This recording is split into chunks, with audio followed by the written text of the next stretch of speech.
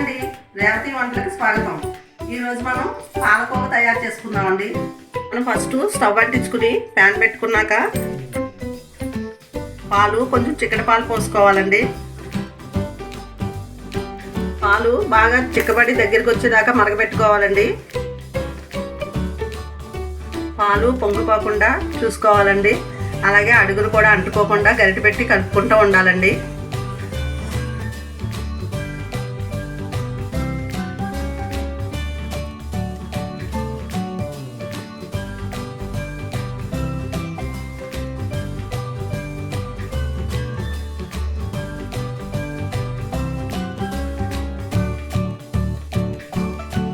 ఇలాగా క్రీమ్ లాగా వచ్చింది కదండి దగ్గరికి.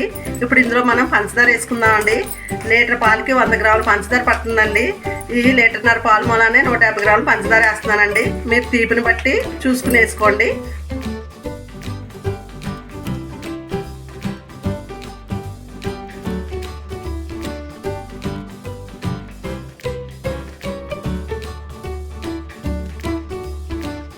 ఇప్పుడు ఇలాగా కోవా తయారైపోయింది కదండి. దీన్ని మనం పలచగా ఉండే ప్లేట్లో పోసుకుందామండి.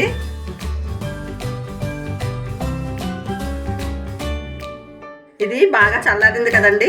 ఇప్పుడు దీన్ని మనం కావాల్సిన షేప్లోకి చేసుకుందామండి.